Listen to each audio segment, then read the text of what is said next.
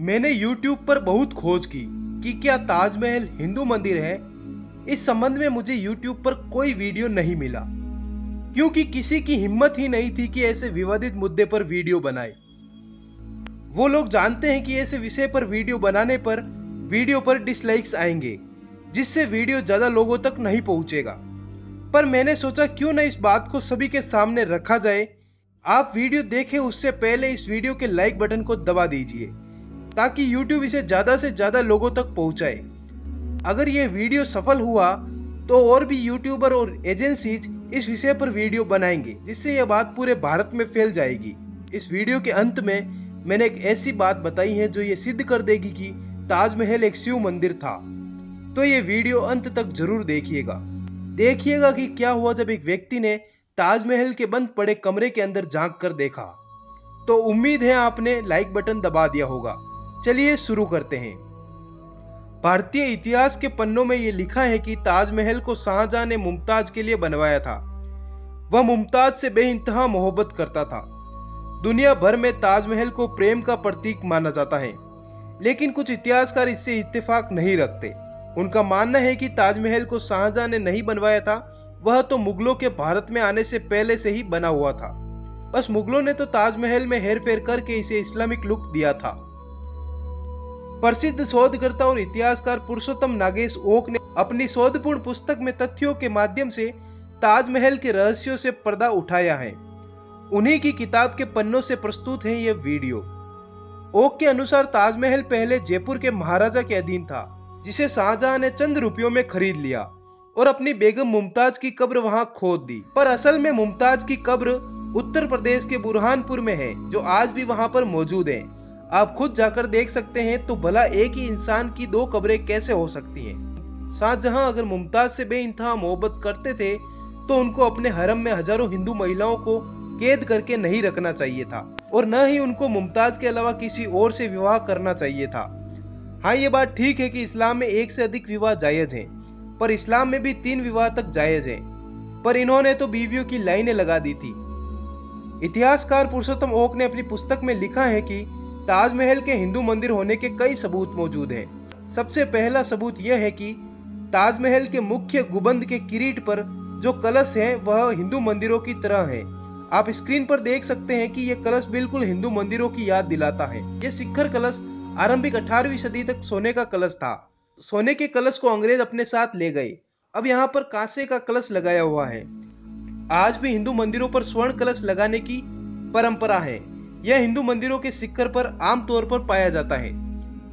इस कलश पर चंद्रमा बना है। अपने नियोजन के कारण चंद्रमा एवं कलश की नोक मिलकर एक त्रिशूल का निर्माण करती हैं, जो कि हिंदू भगवान शिव का चिन्ह है।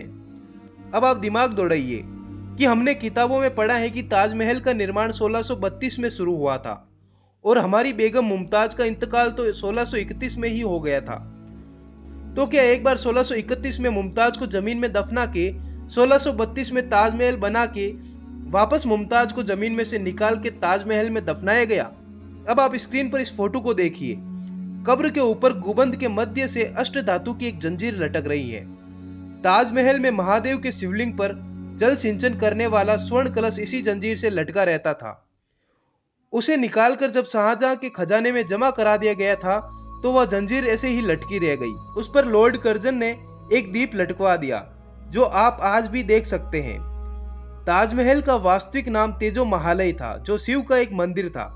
अब आप कहेंगे भारत में ऐसे अनेकों शिव मंदिर हैं जिनका तो तेज शब्द से कोई संबंध नहीं है, तो ताजमहल के ताज शब्द से तेज शब्द कैसे बना दिया? तो आप सुनिए। विश्वकर्मा वास्तुशास्त्र नामक प्रसिद्ध ग्रंथ में अनेक शिवलिंगों के बारे में बताया गया है।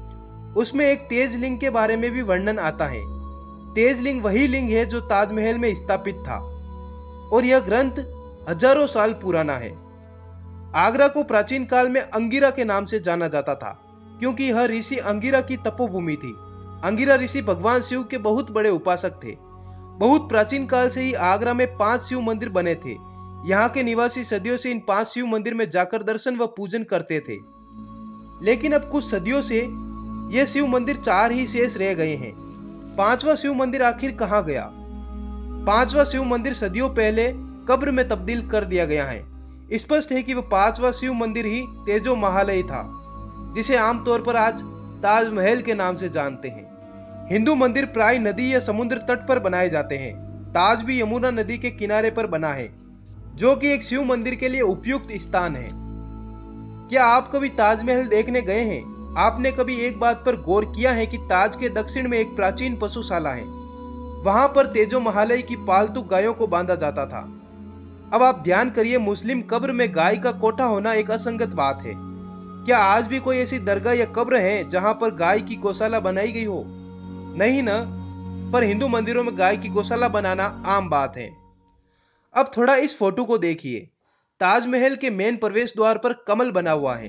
अब अरबी और तुर्क लोगों का कमल से क्या संबंध था भला? पर हिंदू धर्म का प्रतीक चिन्ह है कमल, और महादेव को प्रिय है कमल। अब आप कभी ताजमहल देखने गए हो तो याद करिए कि ताजमहल के गुंबद में सैकड़ों लोहे के छल्ले लगे हैं, जिस पर बहुत ही कम लोगों का ध्यान जा पाता है। इन छल्लों पर मिट्टी के अलौकिक दिए रखे जाते थे, जिससे कि संपूर्ण मंदिर आलोकमय हो जाता था। आज भी तो हम हिंदू मंदिरों में अनेक दिए जलाते हैं, पर मुस्लिम कब्र या मस्जिद में दिए नहीं जलाते। अब आपको सबसे बड़ा रहस्य बताने जा रहा हूं, जो पुरुषोत्तम ओक की बातों को सच्चाई में ढाल देता है कि कैसे ताजमहल एक शिव मंदिर था। तो सुनिए। नदी तट के बाग में संगमरमर की नींव के ठीक नीचे लाल पत्थरों वाले 22 कमरे हैं, जिनके झरोखों को शाहजहां ने चुनवा कर बंद करवा दिया था। इन कमरों को, जिन्हें कि शाहजहां ने अति गोपनीय बना दिया है, भारत के पुरातत्व विभाग द्वारा तालों में बंद करके रखा जाता है।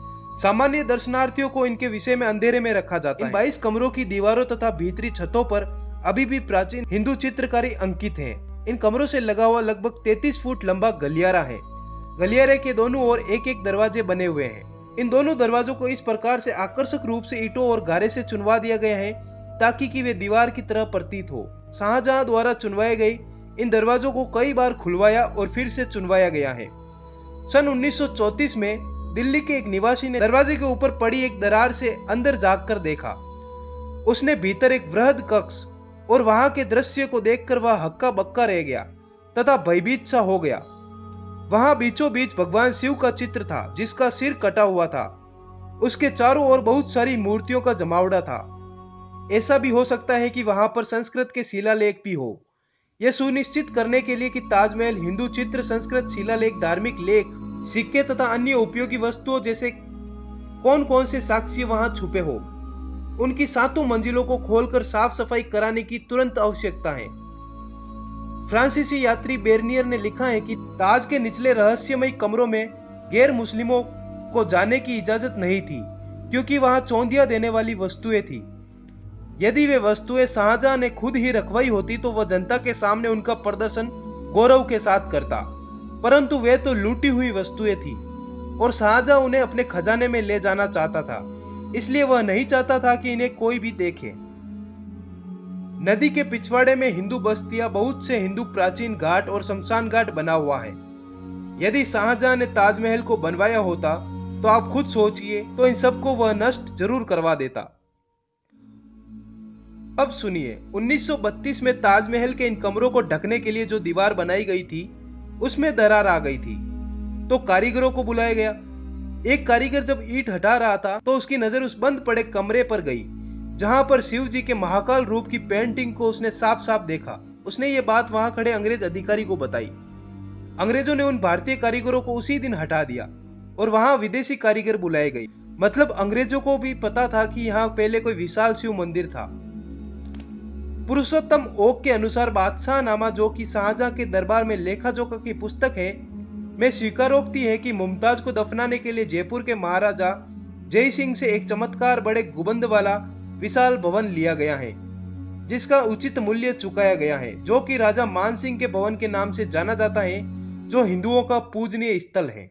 जयपुर के पूर्व महाराजा ने भी अपनी बही में इसका जिक्र किया है कि 18 दिसंबर 1633 को जारी किए गए शाहजहां के ताज समूह को मांगने के बाबत 2 फरमान के विषय में लिख रखा है।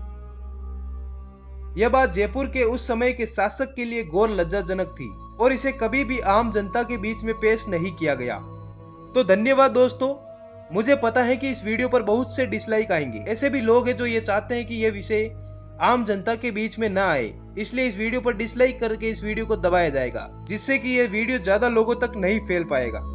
मेरा आपसे हाथ जोड़कर अनुरोध है कि आप इस वीडियो को जरूर लाइक करें, ताकि YouTube इसे और ज्यादा लोगों के सामने पेश करे, ताकि और भी इस विषय पर वीडियो बने और हमारा तेजो महालय फिर से स्थापित हो सके। पुरुषोत्तम ओक की बातों को मैंने आपके सामने रखा। आप खुद सोचिए, ताजमहल को ताजमहल कहा जाए या तेजो महालय। हर हर महादेव, जय महाकाल।